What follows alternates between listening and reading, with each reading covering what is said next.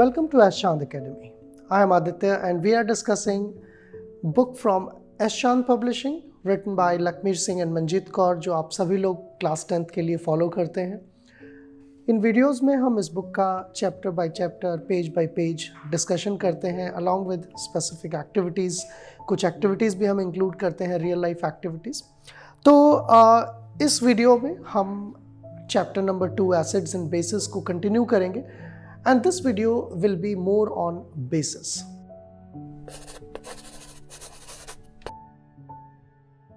तो इससे पहले कि हम चैप्टर शुरू करें, आपको ध्यान होगा हमने एसिड्स की बात की थी पिछले 2 वीडियोस में और हमने डिस्कस किया था कि एसिड्स को कैसे पहचाना जाता है, कैसे उनकी प्रॉपर्टीज को समझा जाता है. Just opposite to acids are bases. तो बेसिस के बारे में आप एक बात तो जानते हैं कि जिस तरह से एसिड एक ब्लू लिटमस को रेड कर देते हैं, उसी तरह से बेस एक रेड लिटमस को ब्लू कर सकते हैं. This is how you identify.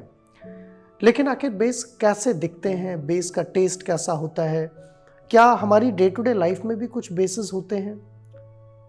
एक बहुत छोटा सा एग्जांपल मैं देना चाहूँगा यहाँ पर. कभी कभी आपको पता है जब एसिडिटी हो जाती है हम लोगों को तो कुछ टैबलेट्स या सिरप आते हैं जैसे कि Gelusil. Now what does that do? जब एसिडिटी बढ़ जाएगी स्टमक में तो जेलुसिल जैसी टैबलेट्स या उसका जो सिरप है वो क्या करता है? It is a strong base. वो या तो मैग्नीशियम हाइड्रोक्साइड या एल्यूमिनियम हाइड्रोक्साइड का सॉल्यूशन होता है या टैबलेट के फॉर्म में होता है. जब आप उस सिरप को पीते हैं तो स्टमक में एसिडिटी धीरे धीरे कम होने लगती है क्योंकि वो एसिड को न्यूट्रलाइज कर देता है. तो ये एक day to day life experience है एसिड और बेसिस का, जिसको आप ऑलरेडी जानते हैं. आपने सबने एंटासिड्स देखे होंगे. इनो अगर यूज़ किया होगा, इन केस आपने जेलुसिल नहीं लिया है तो इनो आपने यूज़ किया होगा. इनो को पानी में डाल के पी लिया जाता है जब एसिडिटी होती है. That also performs the same function. Besides that we also have a number of bases. बहुत सारे bases day to day life में भी होते हैं और जब आप केमिस्ट्री लैब में जाते हैं वहाँ भी आपको कुछ बॉटल्स वैसी ही जैसे एसिड की बॉटल्स होती हैं ऐसे बेस की बॉटल्स होती हैं. आपने देखा होगा अमोनियम हाइड्रोक्साइड किसी बोतल पे लिखा हुआ, किसी बोतल पे लिखा हुआ सोडियम हाइड्रोक्साइड जिसे कास्टिक सोडा कहते हैं. और इनफैक्ट कई सारे मेटल ऑक्साइड्स जो हैं वो भी बेस की तरह बिहेव करती हैं, जैसे कि calcium oxide, sodium oxide, copper oxide, ये भी बेस की तरह ही बिहेव करते हैं. तो इस चैप्टर में हम आगे कंटिन्यू करेंगे चैप्टर 2 का discussion. The chapter 2 is acid, basis and salts and this is the third consecutive video. This video is about bases particularly. So we'll be talking about bases and their properties. So we have already ended the previous video with the discussion and part and exercise. Acids की जो exercise थी उस पर हमने बात की थी. अब हम bases का discussion शुरू करने वाले हैं. So we are going to talk about what bases are. Bases क्या होते हैं इस बारे में हम बात करेंगे. The very first we will look at the definition और identifying feature of bases. सबसे पहले हम देखेंगे bases को पहचानते कैसे हैं. तो जैसे acids को पहचाना जाता है उनके sour टेस्ट की वजह से, उनके खट्टे टेस्ट की वजह से, इसी तरह से bases को उनके bitter यानी कि कड़वे टेस्ट की मदद से पहचाना जाता है. They are bitter in taste. But you should not try every base by tasting. हर एक बेस को टेस्ट करने की ज़रूरत नहीं है लैब में जाकर. This is only for those bases which are routinely used, organic bases जो होते हैं जो फूड प्रोडक्ट्स में प्रेजेंट होते हैं. इफ यू गो फर्दर, आप अगर नीचे जाएंगे और नेक्स्ट लाइन पढ़ेंगे तो bases are chemical opposites of acids. हम लगातार इस बारे में बात कर रहे हैं. पिछले वीडियोस में भी हमने इस बारे में बात की थी कि एसिड का जस्ट अपोजिट होता है बेस. जो चीज़ें एसिड के अंदर, जो खासियत एसिड के अंदर होती है उसका जस्ट अपोजिट बेस के अंदर होता है. ये कौन सी प्रॉपर्टीज हैं इनके बारे में भी हम बात करेंगे. When bases are added to acids, they neutralize. ये भी हमने देखा था जब एसिड्स की प्रॉपर्टीज पढ़ रहे थे तो acid plus base was giving you salt and the reaction was called as neutralization. It was destroying the properties of both acids and bases. तो ये एक दूसरे के अपोजिट होते हैं. अगर हम केमिकल डेफिनेशन की बात करें तो वो भी यहाँ पर बताई गई है. It is a chemical substance that can neutralize an acid. Base क्या है? एक केमिकल सब्सटेंस है जो एसिड को न्यूट्रलाइज कर सकता है. और अगर स्पेसिफिक वे में जाएं तो आपको ध्यान है एसिड के बारे में हमने बात की थी कि acids are substances which produce H+ ions. वैसे ही बेस वो चीजें होती हैं जो हाइड्रोक्सिल आयंस यानी कि OH आयंस को प्रोड्यूस कर सकती है। So you can write a general reaction BOH, it is a general name for any base which will produce B plus ions and OH minus ions. इसको हम बोलते हैं हाइड्रोक्सिल आयन। तो जहां एक और एसिड्स क्या प्रोड्यूस कर रहे थे, acids were producing H plus ions. Acids were producing H plus ions and they readily combine with water to give rise to H3O plus. ये तो एसिड की प्रॉपर्टीज थी, लेकिन बेस दूसरी तरफ पहचाने जाते हैं हाइड्रोक्सिल आयन प्रोड्यूस करने की एबिलिटी से। तो ये डेफिनेशन है, केमिकल आइडेंटिटी है किसी भी बेस की, that they generate hydroxyl ions. Apart from that, जैसा कि यहाँ पर दिया हुआ है कि जो बेसिस हैं they are having bitter taste, इनका जो टेस्ट है वो कैसा होता है, बिटर होता है। These are things which can neutralise acid, acid को न्यूट्रलाइज करने की इनमें एबिलिटी होती है। फिर कुछ एग्जाम्पल्स की बात की गई है, अगर आप आगे लाइन बाय लाइन पढ़ेंगे तो आप देखेंगे कि मेटल की जो ऑक्साइड्स होती हैं, कई सारी मेटल्स हैं, उनकी ऑक्साइड, उनके हाइड्रोक्साइड, ये दोनों ही चीज़ बेस होती हैं। तो आप कोई भी मेटल ले लीजिए, स्पेशली पीरियोडिक टेबल में जो अर्ली मेटल्स हैं लाइक सोडियम, पोटेशियम, कैल्शियम, इनके ऑक्साइड कैसे बनेंगे, sodium oxide, potassium oxide, calcium oxide. Hydroxide कैसे बनेंगे, sodium hydroxide, potassium hydroxide, calcium hydroxide. तो ये सारी चीज़ें क्या कहलाएंगी, they are all bases. We can write it like this. If you talk about metal oxides, then they will be CaO, NaO, Ko. So these are metal oxides. Hydroxides की बात करें, calcium hydroxide, sodium hydroxide, potassium hydroxide. So if you look these formulas somewhere, अगर आपको ये chemical फॉर्मूले लिखे हुए हैं, ये नाम लिखे हुए हैं, आपको तुरंत समझ जाना चाहिए कि ये क्या होंगे, बेसिस होंगे। और हम पहले भी इस बारे में बात कर चुके हैं कि बेस को एल्कली नाम से भी जाना जाता है, और जो बेसिक सॉल्यूशंस होते हैं उनको अक्सर एल्कलाइन सॉल्यूशन नाम से भी बुलाया जाता है, कॉल किया जाता है उनको। So these are few examples, then the answer comes, then the term comes water soluble bases. Bases can be in the form of pellets or they can be in the form of water soluble components. तो जो water soluble basis हैं या फिर alkalis जो term है वो भी prefer किया जाता है, वो ऐसे बेसिस हैं जो जिनके पास एक अच्छी खासी पोलैरिटी होती है। मैं थोड़ा सा इस टर्म को एक्सप्लेन करना चाहूँगा आपको, क्योंकि ये पहली बार शायद आपने सुना होगा इस टर्म को। So I will say if you look at the water molecule, अगर आप पानी के मॉलिक्यूल को देखते हैं which is H2O। So H2O क्या है, ऑक्सीजन के इलेक्ट्रॉन्स से हाइड्रोजन जुड़ा हुआ है, तो एक एक इलेक्ट्रॉन दोनों का इन्वॉल्व है यहाँ एक बॉन्ड बनाने में। अब ये जो दोनों इलेक्ट्रॉन्स हैं ये ऑक्सीजन अपनी तरफ थोड़ा खींच लेता है, इलेक्ट्रॉन इस तरफ ज़्यादा होते हैं पानी की तरफ। Water has more power to pull the electrons, oxygen has more power to pull the electrons. So this becomes partially negative and hydrogen ions are partially positive, और इस चीज़ को हम कहते हैं पोलर नेचर और पोलैरिटी। तो वाटर का जो पोलर नेचर है that makes things soluble in it. जितनी भी चीज़ें पोलर होती हैं, जिन चीज़ों में पोलैरिटी ज़्यादा होती है, they will be readily dissolve in water, पानी में आसानी से डिजॉल्व हो जाएंगी। But things which have less polarity they will be sparingly soluble, वो पानी में अच्छे से डिजॉल्व नहीं होंगी।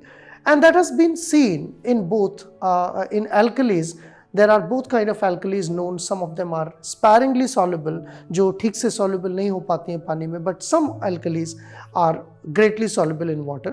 तो जो alkali term है वो कई बार actually prefer किया जाता है उन bases का जो पानी में आसानी से घुल जाते हैं, जिनमें polarity ज़्यादा होती है। If we go ahead, अगर हम आगे चले तो हम देखेंगे कि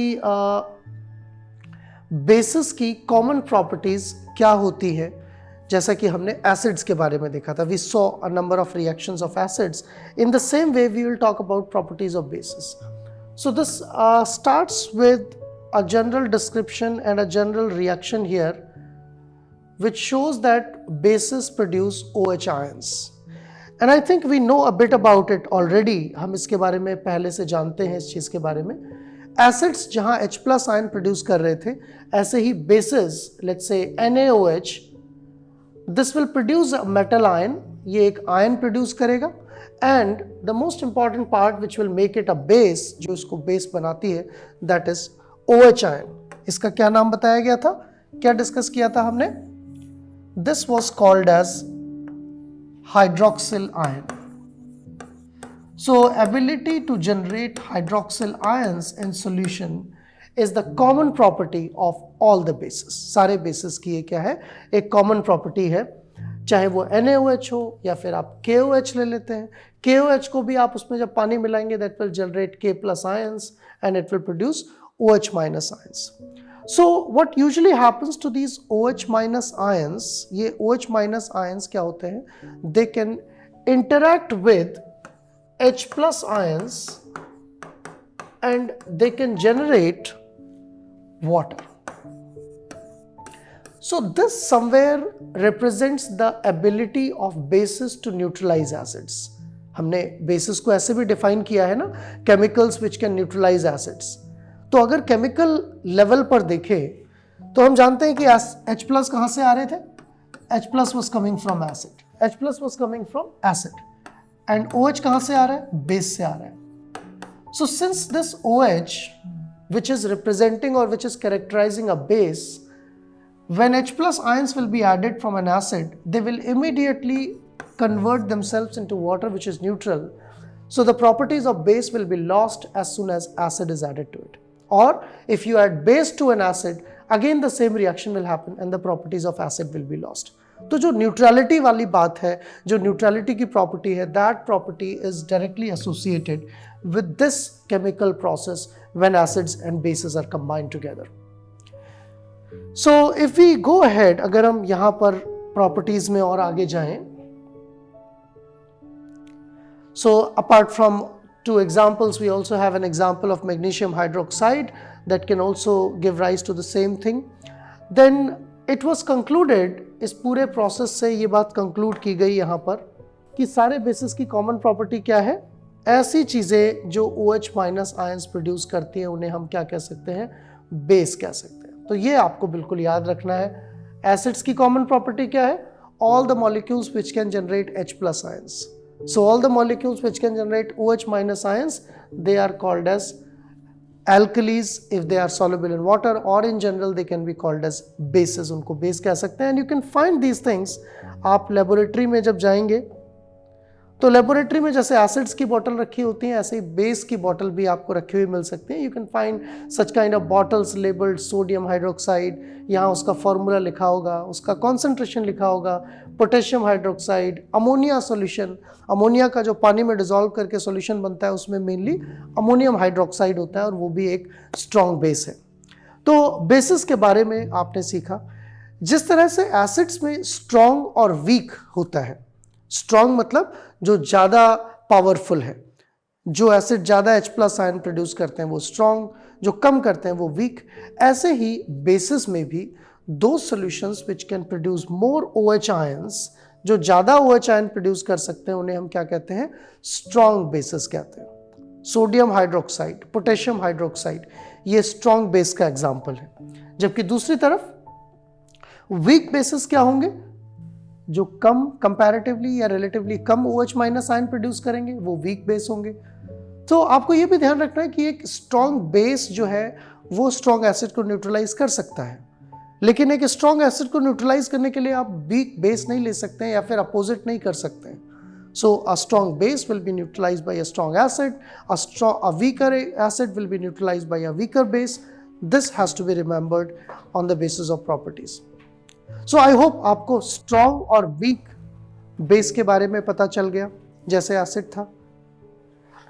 अब हम कुछ और प्रॉपर्टीज की बात करेंगे, कुछ इनकी केमिकल रिएक्शंस और फिजिकल प्रॉपर्टीज की बात करेंगे, but we will do that just after a short break.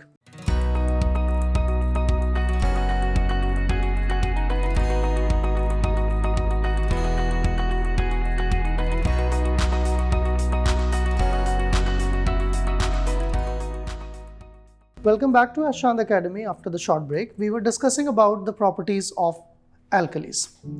तो इससे पहले कि हम एल्कलीज के बारे में और बात करें, एक छोटा सा एक्सपेरिमेंट हम लोग कर लेते हैं। हम एसिड्स में भी और बेसिस में, दोनों में ही हम ये डिस्कशन कर रहे थे कि लिटमस पेपर की मदद से एसिड और बेसिस को डिस्टिंग्विश किया जा सकता है। तो आप इस वीडियो में देख सकते हैं कि एक लिटमस पेपर है, और लिटमस पेपर आप लेबोरेटरी से भी ले सकते हैं या आपको कमर्शियली भी मिल जाते हैं। It is cost effective item है जो आप परचेज कर सकते हैं and you can have it with you. So this litmus paper is of two type, दो तरह का लिटमस पेपर होता है, ब्लू एंड रेड। यहाँ पर क्योंकि हम बेसिस की बात कर रहे हैं तो आपको मैं रेड लिटमस पेपर का यूज़ दिखाऊंगा। ये रेड लिटमस पेपर है और देखिए मेरे पास इसमें एक सोप सॉल्यूशन है। इस सोप सॉल्यूशन में अगर इस रेड लिटमस पेपर को डिप किया तो देखिए ये रेड ब्लू में कन्वर्ट हो जाता है। And when it converts into blue, that means the soap solution which I am having at present is alkaline or basic. So same way you can use blue litmus paper and you can detect acids. आप blue litmus paper use कर सकते हैं और acids का detection कर सकते हैं। So after this short exercise, let me just tell you further. So just like we have discussed about the properties of acids, bases की properties start होती हैं उनके taste से। दे हैव बिटर टेस्ट, इनका test कैसा होता है, कड़वा होता है टेस्ट। बेसिस फील सोपी इन टच, दूसरी बात जैसा सोप का टच होता है, स्लाइमी टच जो होता है, so they often feel like that. चाहे आप कास्टिक सोडा की बात करें, सोडियम हाइड्रोक्साइड जिसे कहते हैं, या फिर आप अमोनियम हाइड्रोक्साइड सॉल्यूशन, उसको जब टच करके देखते हैं तो it appears soapy. Although you need not to touch them with bare hands, जरूरी नहीं है कि आप हर एक बेस को चेक करने के लिए उसको टच करके देखें, क्योंकि बेस भी एसिड्स की तरह कोरोसिव भी हो सकते हैं। So always use protective gloves while using them. Then third property is bases turn red litmus to blue. ये हमने अभी with the help of an experiment we have already seen this, you can try yourself as well. Then just like acids में एक property थी कि वो electricity को conduct कर सकते हैं। Just like them basis can also do so. ऐसा क्यों होता है? इलेक्ट्रिसिटी कंडक्ट करने के लिए किसी सॉल्यूशन में आयंस की ज़रूरत होती है, और अगर आयंस हैं वो मूव कर सकते हैं सॉल्यूशन में, तो ऑब्वियसली वो करंट को भी इधर से उधर ट्रांसमिट कर सकते हैं। So both acids and bases they will have electrical conductivity and they will behave as electrolytes. So this is the common feature. आप इसको चाहें तो नोट कर सकते हैं कि ये कॉमन फीचर है एसिड्स और बेसिस के बीच में, जबकि बाकी तीन फीचर्स अभी तक जो हमने डिस्कस किए हैं, प्रॉपर्टीज जो डिस्कस की हैं, वो एसिड के अलग हैं, एसिड से डिफरेंट है और कैरेक्टरिस्टिक है। Then if you go further, अगर हम आगे जाएं इस चीज़ पर कि और कौन सी प्रॉपर्टीज़ हैं बेसिस की, स्पेशली केमिकल प्रॉपर्टीज़ की अगर बात करें, तो बेस जब मेटल के साथ रिएक्ट करते हैं तो ये भी हाइड्रोजन गैस इवॉल्व करते हैं। तो देखिए ये भी एक इंटरेस्टिंग बात है। अगर एसिड किसी मेटल के साथ रिएक्ट करेगा वो भी हाइड्रोजन गैस प्रोड्यूस करता है, बेस रिएक्ट करते हैं तो वो भी हाइड्रोजन गैस प्रोड्यूस करते हैं। हालांकि जो केमिकल रिएक्शन है वो थोड़ी सी अलग होती है। If you look at NaOH which is also called as caustic soda in general language, caustic soda इसे कहा जाता है। अब कास्टिक सोडा का नाम लिया है तो एक छोटी सी बात आपको बता ही देता हूँ। तीन तरह के आप कॉमन नेम्स सुनेंगे अक्सर केमिस्ट्री में, caustic soda, baking soda and washing soda. तो ये तीनों सोडा नाम से ही जाने जाते हैं, but you should know that caustic soda is a base. Baking soda जो कि खाना बनाने में काम आता है, छोले भटूरे बनाने, गुलाब जामुन बनाते समय इसको डाला जाता है। सो this is a salt which is having the formula NaHCO3। And washing soda जो डिटर्जेंट सोप्स में यूज होता है, that is Na2CO3 and it is also a salt. So you should have this general knowledge about the namings of these salts: caustic soda, baking soda and washing soda. Let's get back to this. NaOH is also called as caustic soda. When it is reacted with zinc, it liberates hydrogen gas. The same reaction will also be seen in acids. अगर आप H2SO4 में zinc डालें तो भी hydrogen liberate होगी, but the type of salt that is formed will be different. If you add zinc to H2SO4, that will make zinc sulfate, ZnSO4. But here, if you add zinc with NaOH, it will make sodium zincate, Na2ZNO2, sodium zincate बनेगा। तो salt अलग बनते हैं, and with the help of that salt we can identify whether a metal is reacting with acid or base। लेकिन चाहे वो acid से react करे, चाहे मेटल एक बेस से रिएक्ट करे, हाइड्रोजन गैस इवॉल्व होगी ही होगी। So that's yet another property which we talked here. और ये प्रॉपर्टी आपने एसिड्स में देखी ही थी ऑलरेडी।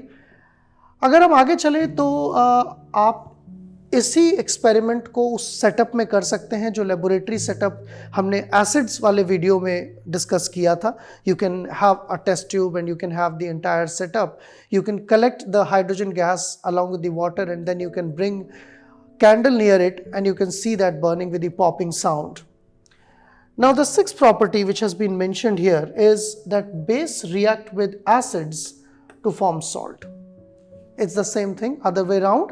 जैसे हमने देखा था कि अगर एसिड में बेस डालेंगे तो वो न्यूट्रल हो जाएंगे, सॉल्ट बना लेंगे। इन the same way when bases react with acids they tend to neutralize, and I think you are now very clear about it। ऐसा क्यों होता है? If you react an acid which will generate H plus ions with a base, it tends to generate water molecules, which is the logic behind neutralization of an acid by base। So NaOH में अगर आप H2SO4 mix करेंगे, you are going to get a salt called sodium sulfate and water। Water will be result of this reaction। So this is how acids and bases neutralize each other, and that is the basic feature or basic property of bases। Now one more property which has been highlighted here, bases they also react with non-metals। Bases non metal से react करते हैं तो क्या होता है? तो अगर एक बेस नॉन मेटल से रिएक्ट करेगा, it will form a salt. Salt तो बनाएगा ही और वाटर भी प्रोड्यूस करेगा। So what is the difference between a base reacting with metal and a base reacting with non metal? Base reacting with a metal will always be accompanied by production of hydrogen gas, but when base reacts with a non-metal, it produces water। All right, however salt is formed in both the cases। दोनों ही cases में salt बनता है। One example has been given here, calcium hydroxide, which is an example of base। ये एक base है। जब ये carbon dioxide which is a non-metal oxide, जब इससे रिएक्ट करता है, it forms calcium carbonate। और ये आपने होते हुए देखा होगा। ये जो रिएक्शन है ये हमारे डे टू डे लाइफ की रिएक्शन है। आपने देखा है कभी दीवारों पर वाइट वॉश होते हुए? जब वाइट वॉश किया जाता है तो कैल्शियम हाइड्रोक्साइड सॉल्यूशन में होता है, दैट इज लाइम सॉल्यूशन। और जब एयर का कांटेक्ट उसमें आता है, जब वो वाइट वॉश आप देखेंगे इनिशियली तो वो उतना वाइट शाइनी नहीं दिख रहा होगा जब उसको किया जाता है, जब वो गीला रहता है। लेकिन टाइम के साथ साथ जब वो सूख जाता है तो धीरे धीरे सूखने के बाद उसकी चमक, उसकी ग्लो बढ़ जाती है। क्यों? क्योंकि जब वो ड्राई होता है, it does not remain calcium hydroxide. Atmosphere में प्रेजेंट कार्बन डाइऑक्साइड की मदद से that turns into calcium carbonate and that makes a shinish surface. So that shinish surface is of calcium carbonate and you can see that reaction happening around you. आप अपने चारों तरफ इस reaction को होते हुए देख सकते हैं। Finally, this part of the video will end with some applications of bases। कहाँ bases को use किया जा सकता है, bases के use क्या हैं? So bases have plenty of applications। They are used in making lot of industrial products। कई सारी चीज़ें बनाने के काम आते हैं। Sodium hydroxide for example is used in manufacture of soap, paper and synthetic fiber। rayon जिसे आप कहते हैं, rayon बनाने के काम आता है। तो सोप बनाना बड़ा ही आसान है, आप घर में भी बना सकते हैं। You can take some vegetable oil लीजिए, जैसे कि मस्टर्ड ऑयल, ऑलिव ऑयल, और कास्टिक सोडा यानी कि सोडियम हाइड्रोक्साइड उसमें मिक्स करिए और धीरे धीरे स्पून से उसको घुमाते रहिए। So the reaction between a base and a vegetable oil will give rise to a soap. You can make that at your home. This is how industrial manufacture of soap occurs, and caustic soda और a base is very important part of it. Then calcium hydroxide, also called slagged lime, जिसकी मैं बात कर रहा था, ये white wash के काम आता है, and that slagged lime is generally converted into calcium carbonate when you do white wash। Apart from that, the same calcium hydroxide is also used as bleaching powder। Bleaching का मतलब होता है when you have some colored fabric or colored substance, you want to decolorize it, that process is called as bleaching। So calcium hydroxide or a base is also used as a bleaching agent. Then magnesium hydroxide, आपको ध्यान है video के शुरू में मैंने बात की थी कि जब किसी को एसिडिटी हो जाती है तो हम जल्दी से मार्केट से एक टैबलेट लेकर आते हैं या सिरप लेकर आते हैं, इनो लेकर आएंगे, जेलुसिल लेकर आएंगे। इन सब में क्या होता है, बेसिस होते हैं, या तो मैग्नीशियम हाइड्रोक्साइड या फिर एल्यूमिनियम हाइड्रोक्साइड या इनका combination, and that is yet another application of bases. Besides that sodium carbonate is also used as washing soda. मैंने अभी थोड़ी देर पहले ही आपको बताया था caustic soda, washing soda and baking soda, इन तीनों के बीच में difference. So that is yet another example. Sodium hydrogen carbonate which is also called as baking soda. तो टेस्टी गुलाब जामुन और छोले भटूरे खाने के लिए आपको इसी बेकिंग सोडा की जरूरत पड़ती है। That has to be added into the dough and that can release carbon dioxide which can make it more flexible. So what we have learned in this video, इस वीडियो में हमने bases की properties के बारे में देखा। We talked about what base is, base क्या होते हैं, ऐसे molecules, ऐसी चीज़ें जो acid को neutralize कर सकें, जो solution में hydroxyl ion produce करें और जो red litmus को blue में convert करें, उनको हम bases कहते हैं। Apart from basic definition, we talked about basic properties of alkalis. Alkalis की जो fundamental properties हैं उनके बारे में हमने बात की और हमने देखा कि किस तरह से alkalis जो हैं वो acids की तरह ही जब metal से react करते हैं तो हाइड्रोजन गैस लिबरेट करते हैं। वो नॉन मेटल से भी रिएक्ट कर सकते हैं लेकिन उस समय हाइड्रोजन लिबरेट नहीं करते हैं, वाटर बनाते हैं और सॉल्ट बनाते हैं। इसके अलावा जो बेसिस हैं they can also react with acids, just like acids can react with bases, they can neutralize them, neutralize कर सकते हैं। और फिर हमने बात की बेसिस की या एल्कलीज की कुछ इंडस्ट्रियल एप्लीकेशंस की, और वहाँ पर हमने देखा कि एल्कलीज हमारी डे टू डे लाइफ में बहुत सारी कमर्शियल चीज़ों को बनाने में हेल्पफुल होते हैं, जैसे कि सोप, या फिर आप घरों में भी जो फूड आइटम्स हैं, फूड प्रिपरेशन में भी सोडा यानी कि बेसिस का यूज़ किया जाता है। So we have plenty of applications that we have learned here and we talked about the properties. I hope you are enjoying these videos और आपकी जो प्रिपरेशन है लखमीर सिंह और मंजीत कौर की क्लास 10th की बुक के साथ ये बहुत अच्छी हो रही है। इन वीडियोस की मदद से आपको पेज बाय पेज मैनर में सारी चीज़ें क्लैरिटी के साथ समझ आ रही हैं। And if you are enjoying these videos, you can like, share and subscribe the channel and you can share this information with your peers. Keep watching. Thank you very much. All rights reserved. This video has been prepared for educational purposes only. No part of it may be reproduced or copied without the permission of the copyright holder.